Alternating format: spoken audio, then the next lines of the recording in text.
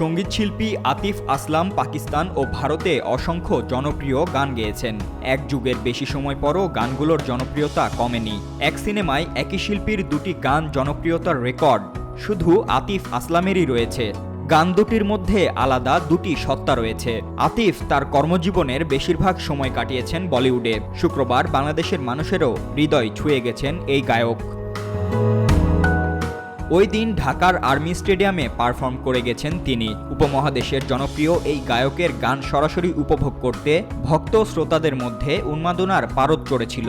Magical night 2.0 কনসার্টের মঞ্চে দর্শকদের গান শোনাতে রাত 8:45 দিকে স্টেজে ওঠেন তিনি। টানা 3 ঘন্টা নন-স্টপ পারফর্ম করে দর্শকদের মাতিয়ে রাখেন এই গায়ক। লাখো মানুষের ভিড় জমে যায় প্রিয় গায়ককে এক নজর দেখার জন্য। বাংলাদেশকে আতিফ কতটা পছন্দ করেন সেটা অনেকবার নিজের মন্তব্যেই প্রকাশ করেছেন। এবারও স্টেজে উঠেই জানালেন বাংলাদেশ তার দ্বিতীয় বাড়ি। বৃহস্পতিবার বাংলাদেশে এসে রাজধানীর একটি 5 তারকা হোটেলে উঠেছিলেন আতিফ আসলাম। এরপর শুক্রবার দুপুরে জুম্মার নামাজ আদায় করতে হোটেল থেকে বের হন তিনি। রাস্তার পাশেই মাস্ক পরা অবস্থায় তার নামাজ আদায়ের একটি ভিডিও ছড়িয়ে পড়েছে নেট দুনিয়ায়।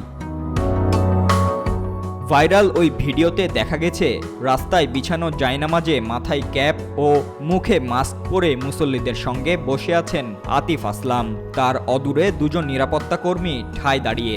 শান্ত পরিবেশ। সাধারণ মুসল্লিরা কেউই ধারণাই করতে পারেননি যে তাদের গা ঘেঁষে বসে আছেন তুমুল জনপ্রিয় সঙ্গীতশিল্পী আতিফ আসলাম। ম্যাজিক্যাল নাইট 2.0 কনসার্টের আয়োজক ট্রিপল টাইম কমিউনিকেশন জানায়, ঘটনা সত্য। কনসার্টের দিন দুপুরে হোটেল থেকে জুম্মার নামাজ আদায়ের জন্য বের হয়েছিলেন আতিফ আসলাম। ধারণা করা হচ্ছে খিলক্ষেতের আশেপাশের এলাকার কোনো একটি মসজিদে নামাজ পড়েছেন তিনি।